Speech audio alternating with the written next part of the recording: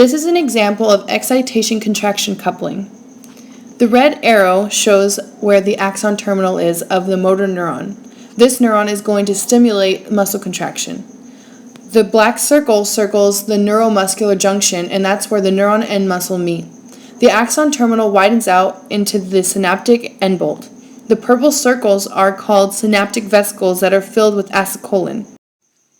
This is the chemical that stimulates receptors for the muscles. It is needed so the muscle can make its own ATP, which is action potential.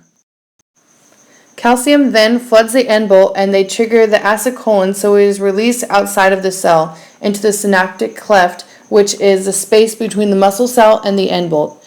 In the end plate, there are sodium ion channels, and these are considered ligand-gated ion channels. So they are opened by a chemical. The specific chemical that opens these channels is acetylcholine, which is the neurotransmitter in the vesicles that is being released when calcium enters. Sodium then floods outwards. The acetylcholine stimulates a receptor, and that receptor opens the ion channels and causes sodium to flood outwards and releases potassium to come inside. This generates the end plate potential. The opening of the voltage-gated ion channels create action potentials, and the voltage-gated ion channels are created with a big enough ligand-gated ion channel reaction to create end plate potential.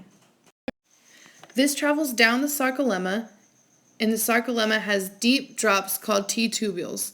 Inside of the sarcoplasm around the T-tubules is the terminal cistern of the sarcoplasmic reticulum. The sarcoplasmic reticulum in muscles store calcium ions.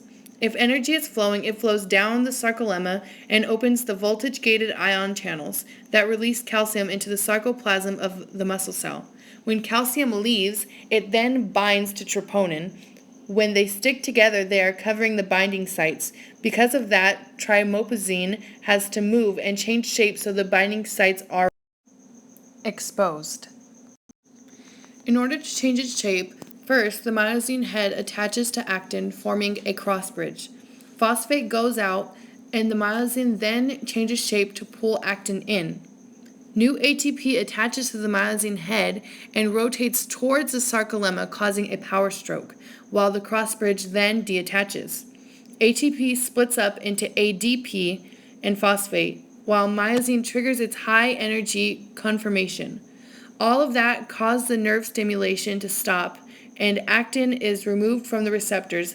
That removal causes contractions.